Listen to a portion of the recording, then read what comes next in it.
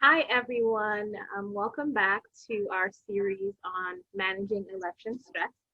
My name is Dr. Tofumi Oni, and I'm a staff psychologist at the Counseling Center. And I have a special person with me today, and I will let her introduce herself. Thanks, Tafumi. Hi, everyone. My name is Dr. Jiwei Ng. I'm also one of the staff psychologists at the Counseling Center. So this week, we want to focus on how the election impacts our internal experiences and how mindfulness can actually help us manage our anxiety and stress. Yes, I think it's so important that we talk about mindfulness, especially because a lot of people don't actually know what it is or how to use it effectively in their day-to-day lives. That's right. So speaking about mindfulness, it is actually a way of being where you're centering your thoughts and bringing your attention to the present moment, the here and now. And in being more present, we are noticing the thoughts, the feelings, and the behaviors that we are engaging in a non-judgmental way. So I think a lot of people, when they hear mindfulness, I think the first immediate association is usually meditation. And while meditation is a form of mindfulness, it doesn't have to be the only way, right? We can be mindful in our daily lives. Right, exactly. And I think during times of stress, such as the election period, a lot of people are not in touch with the present moment or even aware of the reactions that they're having internally. And sometimes it just creeps up on them, or reactions occur and it feels really spontaneous and they're not able to manage it as well.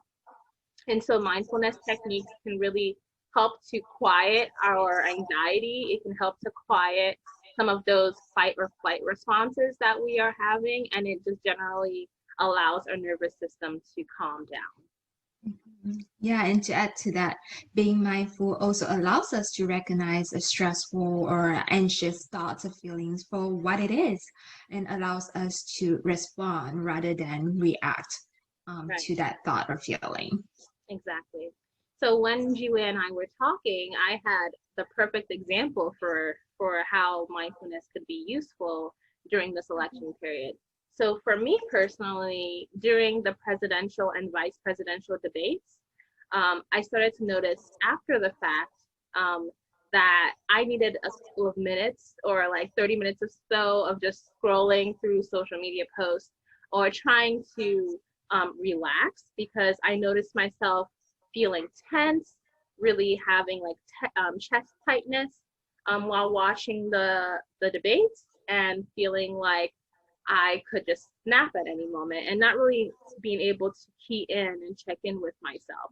Had I been more mindful in those moments, I could have noticed how the experiences were impacting me and then made an active decision on how I wanted to respond to the events that I was watching.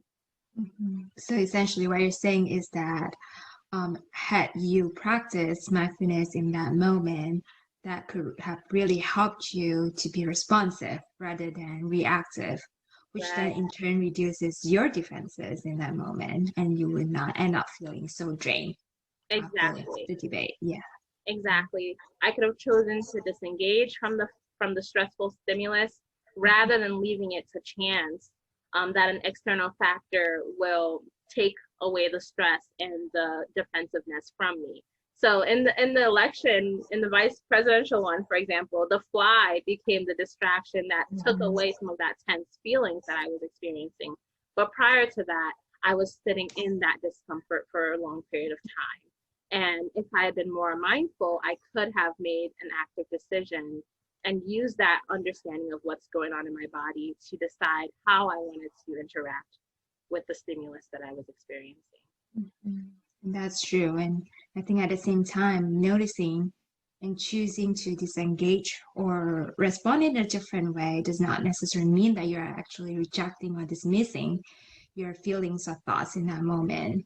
Rather, you're just purely acknowledging and accepting those feelings that are oftentimes uncomfortable and choosing to engage with them in an intentional way.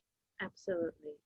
And although we mentioned a few ways, one way of practicing mindfulness, there are different ways of practicing mindfulness, and there are different exercises that can look different for everyone. But the idea behind mindfulness is to not avoid the experiences that we are having in our body, because avoidance is what really increases our anxiety. Mm. So here are some helpful tips in terms of practicing mindfulness. Really practice and honing in on the art of noticing what's coming out for you, be it thoughts, feelings, or bodily sensations. And then, rather than pushing away those uncomfortable feelings, try pausing and talking to yourself compassionately. And also, you can try processing the feeling by either journaling or talking out loud with someone that you trust, someone who is supportive. Right. And if at any point in the experience, in the practice, you feel overwhelmed, know that it's okay to disengage in that moment, because that might be what is actually more helpful. And in those moments that there's some discomfort or feelings of overwhelmingness, you can engage in activities such as deep breathing to ground yourself in the here and now even further. The key is remembering that stress is a perception of a threat, and a perception that we can't cope with it. Most of the things that we experience, we can actually cope with, especially when it comes with the election. We will get through this election period, and that is important to remember. So thank you for watching, and we'll see you next week for the continuation of our series. Thank you. Bye.